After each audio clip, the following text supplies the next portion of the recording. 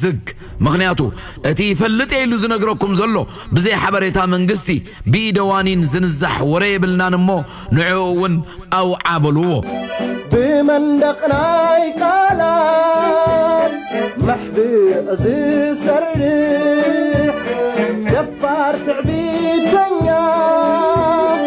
نسماي زخوحكوح محازا النس الساعة كم كلب زنبه زي تسمعوا قبنات وفف ود قبا أول سعيد كاب أبالات تلفزيون السنة وستعدي سلام كميك أنيخ حوامان إياسو من صدراها رحس بعال فاسيكا حليفكا تكون سمولو تسفاينا كم وترو ملو تعنان سلام من نيلكا وقنا كلاتنا دليت فتحن أبالات تلفزيون السنة وستعدي صبو لنا قسن نلو من سدل كازلنا مال أختي نتترف مرف هقدفنا اللاقوة متسئة كم عبود كالبحوح زبل زلو ديجيتال ودقبا أول سعيد محر مسقنا زنات أتريك خونيو ديجيتال ودقبا أول سعيد نمدبات كان حنساب تراي زي كونس دقاقيمو كم زكتاتولو متأن نزا حجين سدا زلنا مال اختوون قزو عاتيو كم زكتاتلا رقص انياتاتينا نسدا زلنا مال اختين ودقباوي هلو وحيلا تقباراتو تبقى راس لتقلهالو نتان زورو رعدن فرحن قزيو تهدألو فيليبوس والدي يوحانس زمتولو چيكاروف زعينتا شقوت اب قدميو جيرو كم زكتاتلو ترطر يبلنان نخد بالحوامانيال تبصاح نابعال زار وففي ديجيتال ودقبا أول سعيد ان ديجيتال ودقبا أول سعيد كان مبزعبات تقراي بس يحدو صمدو زبل يتكبرو لخو كتبلو زقنخا نايقو حلالو فلسفنا هاتفتف ملعلنا كان مجلة سامنتات كم توتروت تقبرو بكم راني حسوت قلاز تندكي فبروخ أولو أو تيكان يركايخا قولنيا ديجيتال ودقبا أول سعيد نجيقنا تقالا ساي فتحي حوامان إلياسو دم كساع توتس أي قد فكان يكتبل سمعنا كالنا وداج فقراديوم زبلو نيروم هقدفاويان أبسح الكلو قولنيا أول كأ ننبسخا كملو أسب قوص إركاس نتخندش حزخونة تبع تقالا سايمان إلياسو دم كتوصو أبقو بتشكوين كاتفكر اللخا يوا أخا ديجيتال ودقبا أول سعيد محرمس قلنا أبوتاتنا كمسلو ريتات أصدعرو ينقنق يبلو ديجيتال ودقبا أول سعيد عنكرايت أدما قبل بهزب السفر وامان إلياسو دم كتوصو أخت حسب كلخا هو يتوازي خاخت كلو تراينا نبلكا نتسغا عدمي خاملو بهدمات تفلت دقيق فترة نسب عيملو دم كتوصو كتحسب كلخا دفرتك عجب زبليو مزخونة بزعبا ماني إلياسو زبالكا يدو حرناك الملو سبقوان تخونا أماني الإياسو نتتكابون نهبحوح كتب اللي إخو درهت أكاذلو تمكحتنيا قجله هقدف قدون قد قادون الناوت حمد فاتشو أستيو دمي وصوص لزلو حصور كدامو كينكاب كندي لأختخا قتملس تفتن سلزلخا فانترت أركا كنتم مخانوكن حبرك كان دلي حزب الديجيتال ودقبا أول سعيد محرمس قلنا مجمريا كم تبز تفلاليو مقرب كان متعبي تخان بزعب خاذن القر حق انيا مننتكا قنص المسن نبلو زحفرن بوردت استعسل كافترت مخانكا كنزخاخرك كان دلي مننتكا جلفا بلنا كنزخاخرك كان تدليخا بزبنا درق عبد كبرت ولاديتكا خم قراص التكيت كوينات سرحلو زنبرت سينما إمبورو ترسراوت زدربي وچيكا شغارال عيلكا تسحب ولاديتكا قدف نوري وختب لكا تراباربو زنبركم بالشو هيوتكا كنجمر نسغا تعبابياز بدلكا حصور سبيخا نسغا ديجيتال ودقبا هيوت معد تمرتياب كندت ابقيلكا تحزو عفقدو ترقياتا تاسمرات ترسراوت زدربي وچيكا شغارا ختلقاقم توعل زنبركا ملعالي وداق فترت مسجقنا امان إلياسو دم فساس دلو قلس كتقتم فتانكا كحفركا نيرو بزخونة ديجيتال ودقبا أول سعيد كما بقول عدها جمير كان مستور سراويت تحلفوز نبركا قزين سنت كان ازاميدنا ايرتراو شتا زي بالكا وطقوانا سلزغونكا مسدك أبات كتدامي فتسوم عقمي بالكان نتسخاب ايرتراب كم زبالة بوتاوي عدي كند مزر أدرد تخون رستيلات نكتبل زي تخقل بنفس متحاتنا تسقخات نبر ودوق فترتها ዲጂታል ወደገባ ኣወል ስዒድ ድሕሪ 1991 እንተኾነ ኣብ ስነ ጥበብ ጥሒልካ ህይወትካ ክትመርሕ ኣብ ዝፈተንካሉ ዓመታት ንገዛእ ነብስኻን መሳቱኻን ብስም ስነ ጥበብ ናብ ካልእ ሓደገኛ መንገዲ ክትጥምዝዝ ትፍትን ዝነበርካ ርካሽ ሰብ ኢኻ።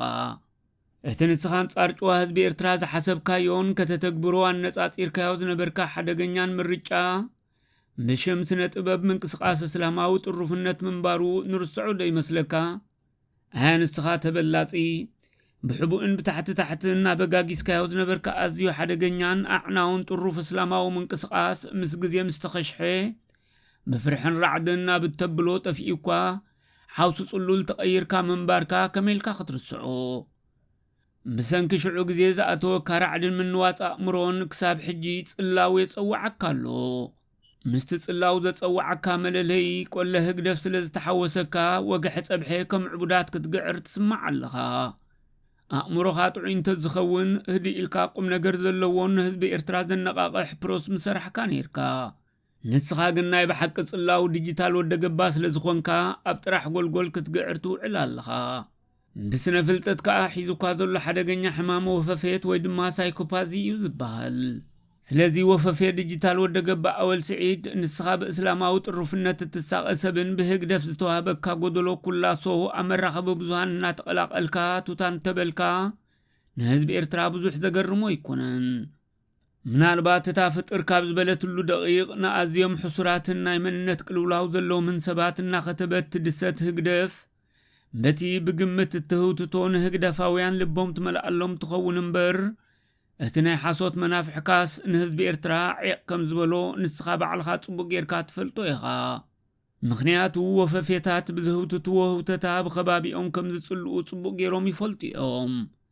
ብተወሳኺ ኤርትራ ብህግደፍ ካብ ትውረር እንዳሓር ወደባት ዝሳጎጎላ ጓና ከም ዝኸማኻ ኣራጢጡ ዝነብረላ ሃገር ካብ እትኸውን ልዕሊ 30 ዓመት ኮይኑ ምህላዋ ጸቢቑ ዝፈልጥ ህዝቢ ኤርትራ ልክዕ ኣብ መስጊድ ወይ ቤተ ክርስቲያን ከም ዝኣተወ ዕቡድ ከልቢ ብንግህኡ ፎቅ እናበለ የሳጉጎካ ኣሎ።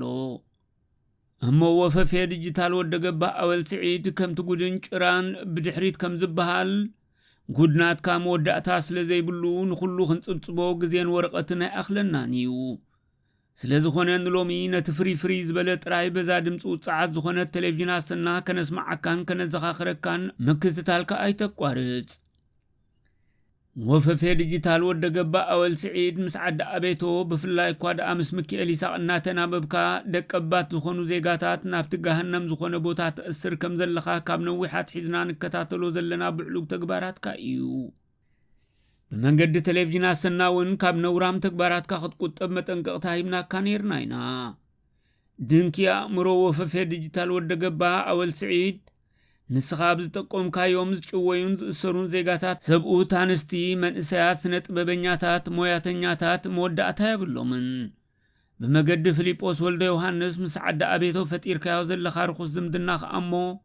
ሞሳናይ ዘእሰርካዮም ዜጋታት ገዛ ናይታን ሓያለ ዓመታት ካብ ትሕቲ ቀይዲ ዓዲ ኣቤቶ ተቐይዳ ዝነበረት ኣዶ ቆልዑ ሸዊት ብርሃነ ክትዘምትን ክትቅመጦን ተፈቒዱልካ ነይሩ እዩ። ከም እትዝክሮ ብመገዲ ቴሌቭዥን ኣሰና ካብ ገዛ እንዳ ሸዊት ብርሃነ ብቁልጡፍ ክትወፅእ መጠንቀቕታ ምስ ሃብናካ ኢኻ ናብዚ ሕጂ ዘሚትካዮ ዘለኻ ገዛ ክትግዕዝ ተገዲድካ ዘለኻ። ስማዕ ወፈፌ ዲጂታል ወደገባ ኣወል ስዒድ ብሰንኪ ካብ ቤት ማእሰርቲ ቃሓውታን ዓዲ ኣቤቶም ብዝወረዶ ስቃይ ቅድሚ ገለዋርሕ ህይወቱ ዝሓለፈ ዶክተር ሰሎሞን ጸጋይ ኣብ ንዝክረሉ ብደም ንጹሃት ዜጋታት ተሓታቲ ምዃንካ ክንሕብረካ ንደሊ። ወዮ ደኣ ንስኻ ልክዕ ከምቶም ኣብ ቃሓውታ ኮይኖም ዝልእኹኻ ፊልጶስ ወልደ ዮሃንስን ሚካኤል ይስሐቅን ትምህርቲ ዘይብልካ ኮይንካ እምበር ዶክተር ሰሎሞን ጸጋይ ኣብ ታሪኽ ኤርትራ ትእንኮ ኽኢላ ዓጽምን ጅማውትን ዝነበረ ወርቂ ዜጋ ምንባሩ ክንሕብረካ። እንታይ እሞ ይኹን ብሰንኪ ንስኻ ቺካ ናይ ጦር ሰራዊት እናቋሰኻ ዝዓበኻ ልኡኽ ዕዋላ ጉጅለ ህግደፍን ገለ ኣባላት ሆስፒታል ሓሊበትን ብዘቀናበርኩሞ ጸለመን ናይ ሓሶት ክስን ነቲ ክኢላ ዶክተር ግዳይ ሞት እንደቁ ድማ ግዳይ ዘኽትምና ጌርኩሞም ኣለኹም። ድሕሪ ሞት ክቡር ዶክተር ሰሎሞን ጸጋይ ንህዝቢ ኤርትራ ብመገዲ ቴሌቭዥን ኣሰና ብዝሓበርናዮ መሰረት ጠንቂ ሞት ዶክተር ሰሎሞን ንስኻ ዲጂታል ወደገባ ኣወል ስዒድን ተመን ሚካኤል ይስሐቅን ኣባላት ሆስፒታል ሓሊበትን ምዃኖም ደጊምና ከነረጋግጽ ንደሊ። ምክንያቱ ዶክተር ሰሎሞን ጸጋይ ምስ ብጾቱን ኣብ ቃሕውታን ዓዳ ኣቤቶን ቅድሚ ምውሳዶም ንስኻ ኣቐዲምካ በታቱንና ዝተረግመት ዩቱብ ንዶክተር ሰሎሞን ንሱ ዝመርሖ እንዳ ዓጽምን ጅማውትን ሆስፒታል ሓሊበት ሽሞማ ጸሊምካዮም ነርካ ኢኻ መቐጸልታ ሽምጽላምን ሳዕቤኑን ከኣ ሞት ሓደ ብሉጥ ዜጋ ኮይኑ መጺኡ ስለዚ ዲጂታል ወደ ገባ ኣወል ስዒድ ልክዕ ከምቲ ኣብ ሳሕል ንብሉጻት ሰባት እናሓሰቡ ግዳይ ማእሰርትን ሞትን ዝገብርዎም ዝነበሩ ወፈፌታት ሕጂ ድማ ንሆን ንስኻ ነቲ ጸሊም ታሪኽ ሳሕል ብዝኸፈእ መልክዑ ትቕጽሎ ኣለኻ ባእኻ ንዓኻ ዝመስሉ ናይ ጥልመት ሕብሪ ዘለዎም ጓኖትን ህዝቢ ኤርትራ ብደው ስቃዩ ክርኢ ተፈሪዱ ምህላው ንሕጂ የጉሄናን የሕዝነናን ይኸውን መዓልቲ ፍርዲ ኣብ ትመጸሉ ሰዓት ግን ንስኻን ንሕናን እንታይና ክንብል ሽዑ የራኽበና ጥራይና ክንብለካ ንደሊ በል ወፈፌ ዲጂታል ወደ ገባ ኣወል ስዒድ ናብቶም ፍሪ ዝበሉ ገበናትካ ኸነሰጋግረካ ተቐባልነት ከም ዘይብሉ መንት ህዝብን ማዕኪልና ኢና ንዛረቦ ኣነ እውን እንተኾንኩ እትም ጭኩሞ ዘለኹም ሓሳብ ኣንጻሩ እየ ዝዛረብ እምበር ንዓኻትኩም ደገፋ ይዛረብና ኢሎም ስለዚ ንሕና ስለዝኾኑ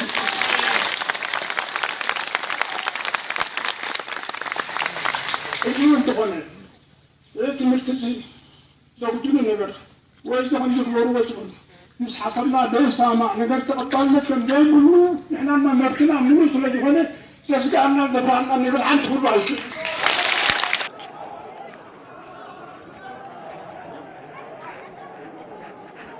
بوليس تخيبات متصالة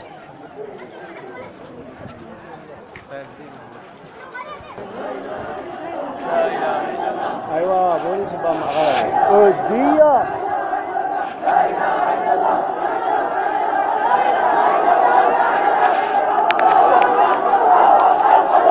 ቁጽሪ ሓደ ወዮዳ ህዝቢ ኤርትራ ብሓፈሻ ተቐማጦ ከተማ ኣስመራ ከዓ ብፍላይ ሰዓብዎን እምበር እቲ በሐርበኛ ሼኽ ሙሳ መሐመድ ኑር ኣብ 2017 ተበጊሱ ዝነበረ እምብን ምልኪ መግዛእቲ ህግደፍ ተዓዊቱን ተዝነብር ህዝቢ ኤርትራ ሙሉእ ሓርነቱ ካብ ዝእውጅ ድሮ 8 ዓመት ኣቁፂሩ መሃለወ የግዳስ ኣብ ጣዕሳ ምንባር ንህዝቢ ኤርትራ ደበስ ስለ ዘይኮኖ እቲ በኣቦና ሼኽ ሙሳ መሐመድ ኑር ዝተበገሰ ታሪኻዊ ምንቅስቃስ ፍትሒ ንዓያሹ ከመወፈፊ ኣወል ስዒድ ሙሉእ ብሙሉእ ዝጠፍአ ኮይኑ ይስምዖም ይኸውን እቲ ኣባይታ ዘሎ ሓቂ ግን ቁልዒ ሓርበኛ ሼኽ ሙሳ መሐመድ ኑር ብታሕቲ ፈኸምና በለ ረስኑ ናብ ዓዲ ሃሎ ይልሕም ምህላው ብውስጠ ዘኣዊ ባህላ ክንሕብር እንደሊ ናይ ሎሚ ጉዳይና ብዛዕባ ወፈፌ ዲጂታል ወደ ገባ ኣወል ስዒድ እዩ ኣቦና ሼኽ ሙሳ መሐመድ ኑር ነታ ንሶም ብቦርድ ዝመርሕዋ ዝነበሩ ቤት ትምህርቲ እስላማዊት ኣድያ እቲ ዓመፀኛ ስርዓት ክግብታ ንዝሃቦም ትእዛዝን ብስለ ዝበሉ ኣብ ጥቅምቲ 27 2017 ከም ዝተዳጎኑ ይፍለጥ ድሕሪ 4 ወርሒ ድማ ሓደ መጋቢት 2018 በቲ ጨካን ጉጅለ ብዝወረዶም ዘስካሕካ ሓተሓሕዛ ህይወቶም ሓለፈት ጃጃው ጉጅለ ህግደፍ ኣብ ግዜ ቀብሪ ሓርበኛ ሼኽ ሙሳ ነታ ንሶም ዝወልዕዋ ሽግ ፍትሒ ኣመንቲ ምስልምና ባልባልና ብሉ ክቕጽልዎ ብዝኽእሉ ሸብሮን ለውጥን ርዒሉ ስለ ዝነበረ ኣብ ግዜ ቀብሪ ብቀረባና ተጻናጸኑ ናብ ክፍሊ ጸጥታን ዓዲ ኣቤቶን ሓበሬታ ከሕልፉ ዝኽእሉ ሰባት ኣብ ምምራጽ ተጸሚዱ ነይሩ ካብቶም ሽዑ ክትጸናጸኑ አንጻር ኣሕዋቶም ዝተኸትቡ ንስኻ ወፈፌ ዲጂታል ወደ ገባ ኣወል ስዒድ ምንባርካ ኣመንቲ ምስልምናን ተቐማጡ ኣኽርያን ዝርስዕዎ ዶ ይመስለካ ምጀካኻ ከም በዓል እስማዒል ዓብዱ ዓሊ ጣሃ መሐመድ ኑር ሽዑ ግዜ ፕሬዚደንት ፌደሬሽን ኩዕሶ እግሪ ዞባ ማእከል ዝነበረ ምሳኻብ ትረሳሕ ተልእኾ ህግደፍ ነይሮም እዮም ሽዑ መዓልቲ ንስኻን መሰልትኻን ቀባሮ መሲልኩም ኣብ ቀብሪ ሓርበኛ ሼኽ ሙሳ ክፍጠር ንዝኽእል እምባጋሩ ቁልጡፍ ሓበሬታ ክትህቡ ቀጢን ትእዛዝ ተዋሂብኩም ነይሩ እዩ ኮነ ድማ ሓርበኛታት መንእሰያት ኣመንቲ እስልምና ነቲ ጋጣሚ ተጠቒሞም ኣብ ውሽጢ 4 ወርሕን ካልኣይ ግዜ ነቲ ስርዓት ብዓውታ ብምቅዋም ካብ ሱር መሰረቱ ክብርቅቆ ተበግሶ ወሰዱ ህግደፍ ነቲ ተቃውሞ ከፍሽል ኣብ ዝገበሮ ናይ ሓይሊ ስጉምቲ ወፈፌ ዲጂታል ወደ ገባ ኣወል ስዒድ ኣብ ክንዲ ምስቶም ሙዑታት መንእሰያት ኣኽርያ ተጸሚርካ ታሪኽ ትሰርሕ እገለ በዛሃዲሙ እገለብ ከምዚ ዝበለ ገዛ ኣሎ እገለ ኣብ እንዳኽስቶ ተሓቢኡሎ እንዳበልካ ንብዙሓት መንእሰያት ግዳይ ቀይዲ ዝገበርካ ገበነኛ ሰብ ኢኻ ንስኻ ንቁንጣሮ ሳናቲም ክትብል ንኣሕዋትካን መቕረባኻን ኣሕሊፍካ ንበላዕ ዝሃብካ ዕሉል ኤርትራዊ ይሁዳ ኢኻ ንስኻብ ቀብሪ ሓርበኛ ሸኽ ሙሳ ብዝፈጸምካዮም መቕረዘ ይባሃሎም ገበናት ብመልክዕ ሰነድ ሒዝናዮ እኳ እንተለና ኣብቲ እንዳጭውያን ዓፈናን ህግደፍ ነቲ ተልእኾ ክወሃበካ ከሎ ሬሳ ኣቦና ሸኽ ሙሳ ኣብ ክንዲ ንስድራ ቤቶም ዝወሃብ ብዝመትዎ ክቕበሩ ነይርዎም ኢልካ ዝሃብካዮ ስግድግድ ዘብል ሓሳባት ኣብ ልዕሊ እቲ ንስኻ ትኽተሎ ሃይማኖትን ኣቦና ሸኽ ሙሳ መሓመድ ኑርን ሕሉፍ ንዕቀት ከም ዘለካ ዘመላኽት ምዃኑ ንርስዖ ከይመስለካ ብናትካ ፍርድኮ ንሬሳ ኣቦና ሸኽ ሙሳ መሓመድ ኑር ልክዕ ከምቶም ኣብ ፈለማት ሰዓታት ተቐይዶም ክሳብ ሕጂ ደሃይ ዘይብሎም ኣማኢት ኣመንቲ ምስልምና ግን ከኣ ሬሳታቶም ንኣሞራን ወኻሩን ዝተዓደለ ክድርበ ነይርዎ እዩ ዘስምዕ ኣብዚ ግን ሓደ ክንሰግሮ ዘይንደሊ ረዚን ነጥቢ ከነልዕል ወፈፌ ዲጂታል ወደ ገባእ ኣወል ስዒድ ሬሳ ኣቦና ሸኽ ሙሳ መሓመድ ኑር ክድርበ ነይርዎ ዝበልካዮ ናይ ዕቡዳትን ፈራሓትን ሃለውለው እዩ መቸም ብዛዕባ መሃብን ምድርባይን ሬሳ ኣቦና ሸኽ መሓመድ ኑር ኣብ ግዚኡ ክትናሳሓሉ እንዲኻ እንተኾነ ግን ንስኻ ኣብ ክንዲ ንኸዳዕ ወዲ ጣባ ብዘበነ ደርጊ ኣባል ኢሰፓ ነይሩ ድዩ ኣይነበረን ኣጻሪ ኢልካ ብሓሶት ክትደፍነና ትፍትን ጠንቂ ሞት ሓርበኛ ኣቦና ሸኽ ሙሳ መሓመድ ኑር ክትነግረና ነይሩካ ንእግረ መንገድና ወዲ ጣባ ኣባል ኢሰፓ ከም ዝነበረ ኣብ ቤት ገርጊሽ ዝነበረ ቶማስ ዝሽሙ ህበይ እኳ ጸቢቑ ይፈልጥ ነይሩ እዩ ንስኻ ግን ወዲ ጣባ ዝተኸበልካ ቁሩብ ቁራቦ ከተማለስ ክትብል ኣባል ኢሰፓ ኣይነበረን ኢልካ ኣዒንትና ከተዕውረና ፈቲንካ ኢኻ እንታይ እሞ ዝበልዐት ከብዲ ኣብ ሓሶት ጥራይ ከም እትነብር ልዕሌኻ ጸቢቑ ዝፈልጥ ክህሉ ኣይክእልን እዩ ዓልቀ ደኣብላዕ እምበር ብዝኾነ ወፈፌ ዲጂታል ወደ ገባእ ኣወል ስዒድ ጠንቂ ሞት ኣቦና ሸኽ ሙሳ መሓመድ ኑር ክትፈልጥ እንተደሊኻ ኣብ ሓደ ኣጋጣሚ ዘየለ መድሃኒት ንዜጋታት ንኣዚዞም ኢልካ ሽሞም ዘጸለምካዮምን ዝኸሰስካዮምን ኣባላት ሆስፒታል ኦሮታ ክትሓትት ንምዕደካ ምኽንያቱ ብሕማም ዕቡድ ከልቢ ዝተለኽፉ ህግደፋውያን ኣቦና ሸኽ ሙሳ መሓመድ ኑር ባዕላቶም ምስ ቀተልዎም ንይምሰር ሬስኦም ናብ ሆስፒታል ኦሮታ ከም ዝወሰድዎም ንፈልጥ ኢና ምዝኾነ ከምቲ ንስኻ ንለኣኽትኻ ዝበልካዮም ሬስኦም ድራር ዝብኢ ኮይኑ ኣይተረፈን ምተወሳኺ ከምቲ ለኣኽትኻ በላዕቲ ሰብ ዝበልዎ ኣቦና ሸኽ መሓመድ ኑር ኣብ ሓሙሻይ መደበር ኣይኮኑን ተቐቲሎም እቶም ሓርበኛ ኣቦ ኣብ ደሴትና ኹራ ብኸቢድ ምቁሕ ተቐይዶም ድሕሪ ምጽንሖም ከም ዝተቐትሉ ምናልባሽ ምጽራይን ተጀሚርካ መወከሲ ክኾነካ ንሕብረካ ኣለና ኣቦና ሸኽ ሙሳ ክቐተሉ ከለዉ ኣብ ሓሙሻይ መደበር ከም ዘይነበሩ ኣብኡ ኼድካ ንዝኾነ ኣባል ፖሊስ ሓሙሻይ መደበር ክትሓትት ትኽእል ኢኻ እቲ ሓቂ ንሕና ካብ ማእከል ኣስመራ ንነግረካ ኣለና ምስ ቀብሪ ኣቦና ሸኽ ሙሳ ብዝተኣሳሰር ነቲ ድሕሪ ሳለስቲ ካብ ገዝኡ ተቐፊዱ ናብ ዓዲ ኣቤተው ዝተወስደ ምኩር ጋዜጠኛ ኣቡበከር ዓብደልኣወል ኣብ ምጥቋም መሪሕ ተራ ከም ዝተጻወትካ ኸትኽሕዶ ዲኻ ንምሕፈርን መኸወልን እትኸውን ቅንጣብ ወሃዮ ዘይብልካ ድንካ ኣወል ስዒድ ኣቡበከር ዓብደልኣወል ኣብ ሕዳር 2023 ምስ ተፈትሐ ከም ጲላጦስ ንጹህ ክትመስል ቅድሚ ሰብካ ክትበጽሖ ዝቐደመካ ኣይነበረን ልቢ ግበር ንብለካ ኣለና ወፈፌ ዲጂታል ወደ ገባእ ኣወል ስዒድ ኣብ ክንዲ ስግር ጎደቦና ኬድካ ብማይክሮፎን ህግደፍ ንህዝቢ ትግራይ ክትጸርፍን ክትዝንጥልን እትውዕል ሓንቲ መዓልትን ኩነታት ኣቀታትል ኣቦና ሸኽ ሙሳ መሓመድ ኑርን ምስኦም ተኣሲሮም ዝነበሩ መንእሰያትን ድምፂ ክትኮኖም ተገባእካ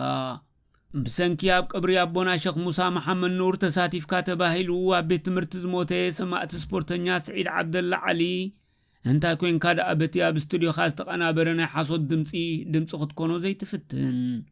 ንስኻ ሓደ ብደውካ ዝበስነኻ ፍጥረት ኮንካ እምበር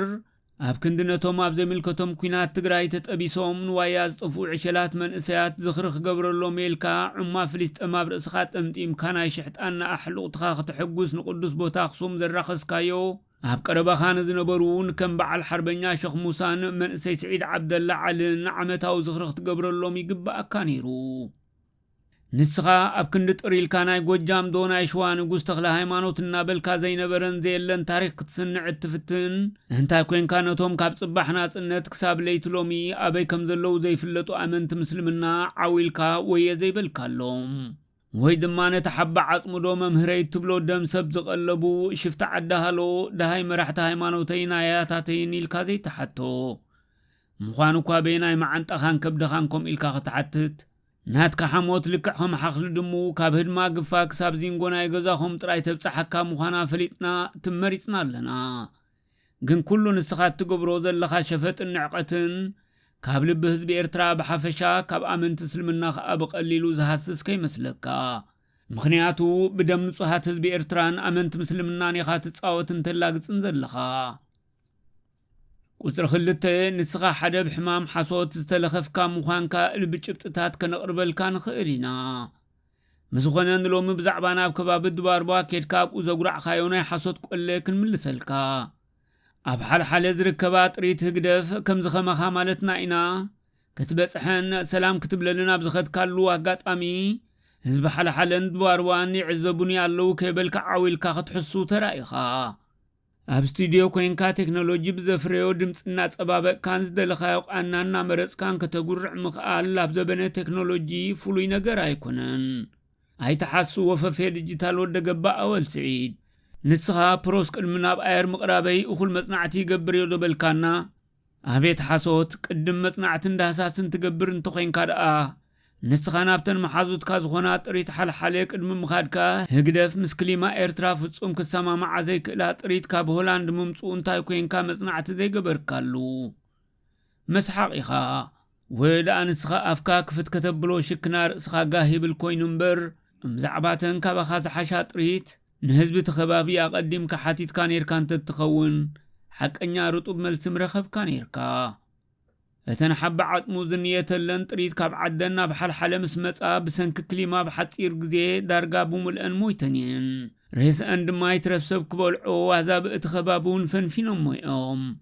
ምኽንያቱ ዝኾነ ህግደፍ ዝሕዞን ዝትንክፎን ቀታሊ መርዚ ምዃኑ ይትረፍ ዝሓስብ ሰብ እቶም ብኣተሓሳስባ ካባኻ ዝበልጹ ስጋ እንስሳ ዝቐለቦም ኣዛብ ህግደፍ ብኢደ ዙር ክቐትሎም ምዃኑ ፈሊጦም ንሬሳተን ጥሪት ተገሪሆም ኣይበልዕዎን ካብቲ ደም ሰብ ዝቐለቡ ዝብኢ ዝኾነ ህግደፍ ንላዕሊ ኣዛብ ሓልሓለ ለባማት ምዃኖም ከቕናኣካ ነይርዎ ወፈፌ ዲጂታል ወደ ገባእ ኣወል ስዒድ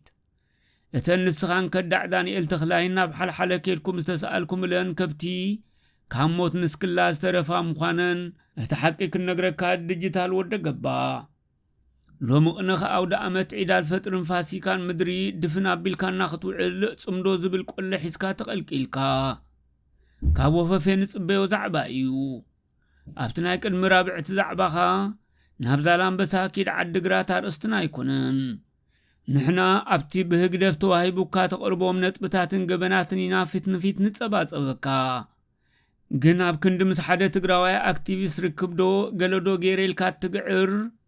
ነቶም ካብ በጻፍር ህግደፍ ኣምሊጦም ብጨወይቲ ኤርትራውያን ተጋሩን ኣብ ትግራይ ሕሱም ትርኢት ዝርእዩ ዘለዉ መንእሰያት ህፃናትን ኣንስትን ኩነታቶም ፈሊጥካ ዳይን ተትህበና ክንደይ ደስ ምበለና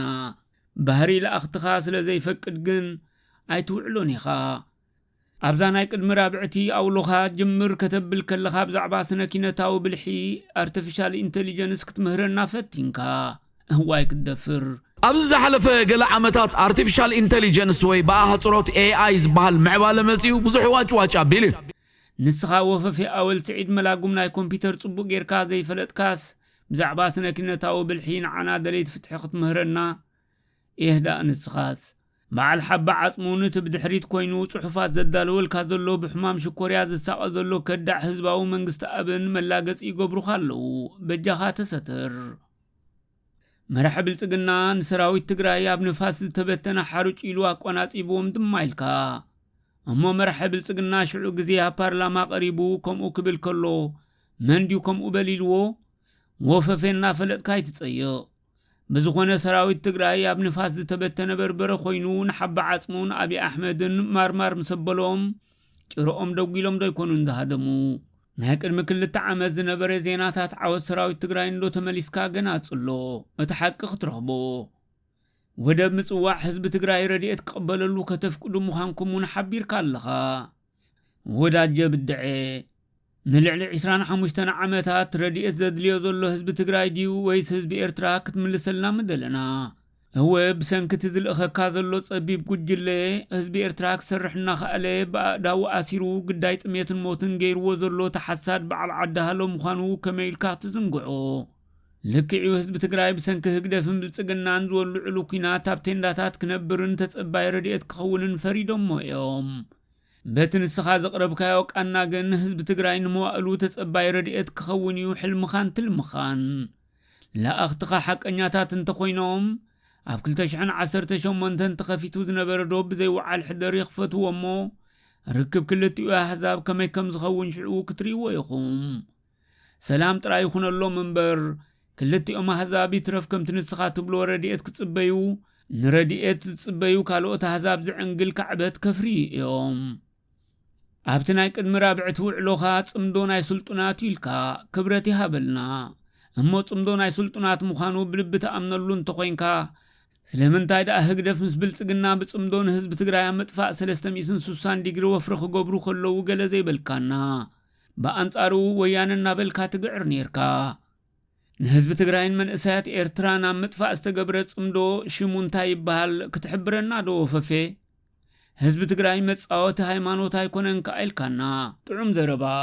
ኣብየት ሓልዮት ልቢ ስቡራት የረስርስ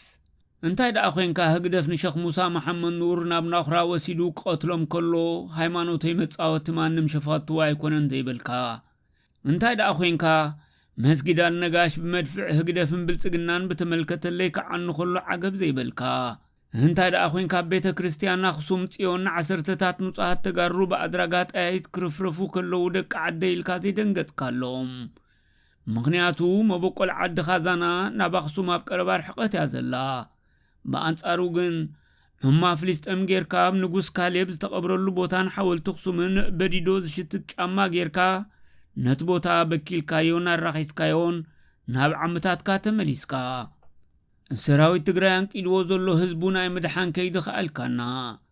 እምበኣር ሰራዊት ትግራይ ፈዳይ ሕነጽ ላይኡን ሓባስን ባዕታ አዴታቱን ምዃኑ ሕጂ ድሕሪ 4 ዓመት ተረዲኡካ ሓደ ነውራሚኻ ወፈፌ ኣወል ስዒድ ህግደፍን ብልጽግናነትን ብንገበት ዝበለደጀን ህዝቡ ሰራዊት ትግራይ ሓደ ብሓደ ክስዕርዎ ከም ዘይክእሉ ፈሊጦም ዘይኮኑን ሓደ ብልዕሊ ሓደ ተሓናጊሮም مسئل بزرياتو محمالو كامون كوبون زل ألم كوردو أب عسران حدن كفل زمن زغف أكوينات زغبرولو سراوي تقرايقن مسكولو زوردو أيهت أيتي بعلو اللخص لزبالي حجب قالات شحاحيت كهزبو زدبس كتبل تسمع اللخا سراوي تقراي دقا تقراي تسعري لكو بقبرياب قالو كمترعم غيرو كايو حجينة سراوي تقراي حزب تقراين تداناقص حزب إرتران زبلو كونتاتان بيبكا معاتنا بغزا هقدا في متس كم ظلو فليتكا تقراي تعوتن فرقان كتب الكلخا حدا تبلاسي ملمسي إديخا بزلو مغنز قبركايو عجو جو ناب سراوي تقراي ودو قبا خدكون في حوخ تبلزلخا اخات مسل كاب ودو قبا ناب ودو قبا وردت زي منو كايخا وفا في ديجيتال ودو قبا أب عقرقر سخرامات دناقور صلولاتن كم كلبو حزبلون يدليو خياميلكا أمان بأمان وففي كل ناس مات كبع الخاص أوعي كاين كما خا سخرام يلن كما خا دنقرو بحجون زهلو أي مسلنان معري خاص تتسلل يلن كابا خان العلي كم كلبو حزبل زلو أي مسلنان انتهي ديوتي أبحت مسكر ما باستديو كين كاوح وح تبلو زلخا سلزي اهتعقرقر زوك أبي وحب عطمو نخل النسوس دلين زمال قالو حدا لخوف مركابو عدلن يايو مهورات فرحات يوم كايلكا آنسخا انبردو تبلو زلخات فلتو إيخا هو مهورات فرحات يوم مهورات كينات كي متس دنقرنا كي سفحفح سدت كي بزح قبنات كي سسن موت عديتاتن هساناتن كي وسخ قطبا بايتا كي ورد تمرت خيد داخم وزتي فرحون دقاسي سؤنون لا أختخان نسخان جن بدون قرناز تخببكم وففتات سلزغنكم نمهورات فرحاتيكم تبلوهم حب عطم مهورات سلزفرحوا ديكونن نقلنا بسدات نقل بيت مأسرتي زسادو دوم زلو قمت ليلكا ميكروفون نمهورات كوها بالو ديلكا وففي بحقي مدرخن مقلح دمت نمهورات لبامات تراي كوها بالو كم بعل نسخار سحام حام كأنا بتهدسو فتح ناس قوالان تخدو إرترات أفعات سمع موقيتات دمعيلكا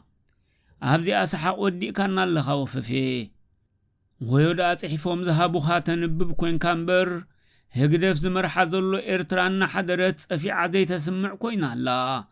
اتي تدني سوزلو هقدف تسأفعات دنينات تهدم غير والو ኣብነት ዶኽንበካ ኣብ ሱዳን ካብ 1994 ክሳብ ሕጂ ብሰበብ ደቡብ ምስ ኢትዮጵያ ምስ ጅቡቲ የመን ወዘተ ህግደፍ ተጸፊዑ ጭሩኡ ደጊሉ ሃዲሙ ንመጎተ ሞበይልዎ ኣብ ጉዳይ ሓኑሽ ዝቁርብ ሞጎተ ደይኮነን ተሳዒሩ ኣብ ጉዳይ ባድመ ውነት ዓዲ ገዲፍካ ዝበዝሕ ቦታታት ኤርትራን ኢትዮጵያ ረኪብዎ ኣንታ ወፈፌ ኣወል ስዒድ ንዓበጃኻ ቀለም ብርዕና ከይሃፈፈ ከሎ ንሓባ ዓጽሙ ኣባላት ቴሌቪዥን ኣሰና ከምዚ ይብሉሎ ኢልካ ተወከሶሞ እቲ ሓቂ ዕረንዳ ጣዕሞ ባዕሉ ክነግረካ እዩ ኣይትጻረፍካ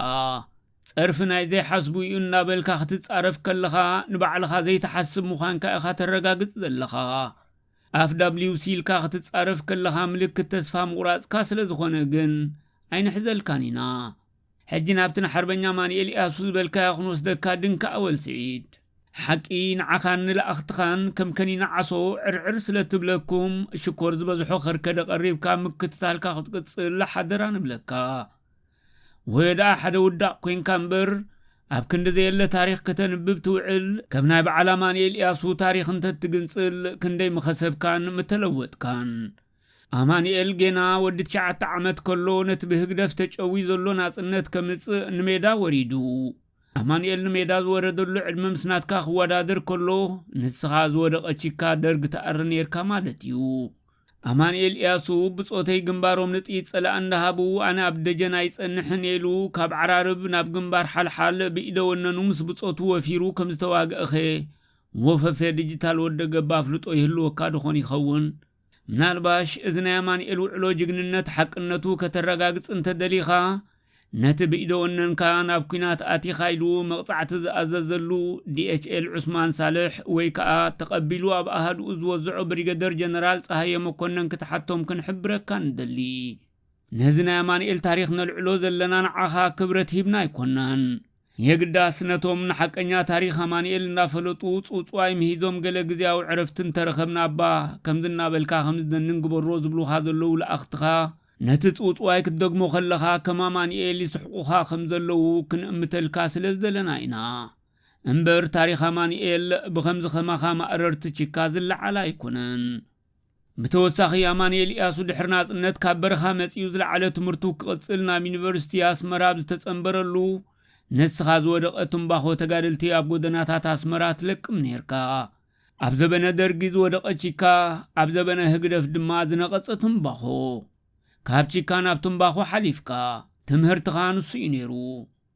ብዝተረፈ ኣማንኤል ኢያሱ መን እዩ ትብዓቱን መንፈዓቱን ንሓባ ዓጽሙ ክትሓቶ ትኽእል ኢኻ ምናልባሽ የማነ ቻርልን ተፍቂዱልካ ኣማንኤል ንውልቀ መላኺ ኢሳያስ ዘካየደሉ ቃለ ምሕተታት ተወክስ ኣብዚ ጉዳይ ክንብለካ ንደሊ ወፈፌ ዲጂታል ወደ ገባ ኣወል ስዒድ ቅድሚ ብዛዕባ ሓርበኛታት ተቃለስቲ ኣፍካጋ ሃቢልካ ምዝራብካ ካብ ንጹሃት ሰባት ተለቂሕካዮ ዘለኻ ገንዘብ ክትከፍል ንምዕደካ ናይ በዓል መን ገንዘብ ተቐቢልካ ጥሊምካዮም ከም ዘለኻ ስማት ምዘርዘርና ግን ንግዚኡ ትም ክንብል መሪጽና ኣለና ግን ብእምነት ምስልምና ይትረፍ ዘይናትካ ገንዘብ በሊዕኻ ክትሓድር ወለድ ናይ ባንክ ክትበልዕ ሓራም እዩ ዝብል ክቡር መጠንቀቕታ ኣሎ ተናሳሕ ህዝቢ ኤርትራ ክሳብ ክንደይ ፈንፊኑካ ከም ዘሎ ኣጸቢቕካ ትፈልጥ ኢኻ መቐጸልታ ብህዝቢ ወሪድካ ዘሎ ተነጽሎ ኣብ ሓዳርካ እንታይ ዓይነት ህቦቡላ ኣቲኳ ኣሎ ኣብዚ ክንዛረበሉ ኣይንደልን ካልእ ክንብለካ ንደልታ ብህግደፍ ተመጥያትልካ ዘላ መንበሪ ገዛ ዋና ኣለዋ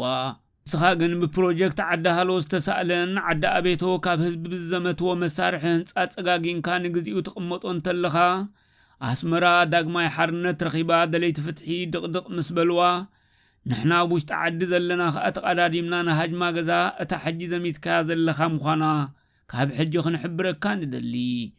ስለዚ ወፈፌ ዲጂታል ወደ ገባ ኣወል ስዒድ ኣብ ሓፂር እዋን ምልእቲ ኤርትራ ብደቂ ሓራ ከም እትኸውን ዘጠራጥር ከም ዘይኮነን እናሓብርና ኣብታ ናይ ፍርዲ መዓልቲ ግን ንስኻ ትእሰረላ ቦታ ኣብታ ሓርበኛ ኣቦና ሸኽ ሙሳ መሓመድ ኑር ዝዓረፉላ ደሴት ናኹራዶ ወይስ ጋዜጠኛ ኣቡበከር ዓብደል ኣወል ዝነበራ ማይስሩዋ ክትመርጽ ሓሲብካሉ ክትጸንሕ ካብ ሕጂ ዕድል ሂብናካ ኣለና